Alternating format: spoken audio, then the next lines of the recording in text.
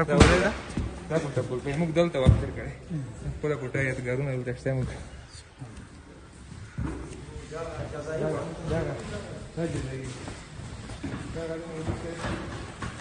دا تشناب یو نفر به دلته اوسېدو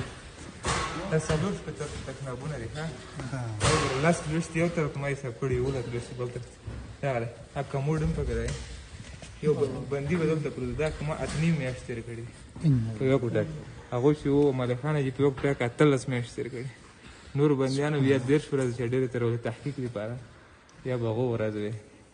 40 چې ډېر به 40 کېدلې نور ډېر کم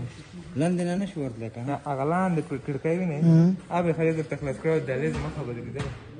مخکې دا ګوره دا دیوال و پورې کوټې والا سره غږ نه شو کولی دهلیز سره ته هم کله ورو ورو خبرې کولی بل بندي غږ نه کېدل دلته بس کر کلاس لازمه وله پاس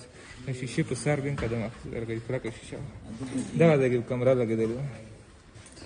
دا کې نن تاسو سره یو قرآن شریف پرې خو هغه ځای کې موږ پېټۍ ایښي وه د کموډ نه دغه اقسام کې په باندې ورته کېښی دلته مو اودس هم کوو دغه د هغو لاندې کموډ چې دغه لاندې دغه ځای کې لمونځ کوو موږ په لاین کې ورته قبله اوس کموډ ته څخه هغه ځای کې شته دا په ټولو کې تنګ ځای دغه دی دلته به بندیان ته جزا لپاره به دلته راوستل په اول وخت کې جزایي بلاک دا و وروسته کې دا تحقیقات ولا دا خو ډېر زیات دی په دې کې به ټولو کې به بندیان وو نه دا خو ډېر زیات دي دلته د زنا به وي لاره ورکوز شوی دی دې کې بندیان وو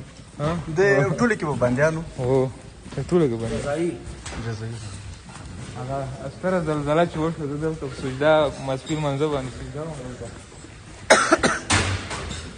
زه په دا لاین کوم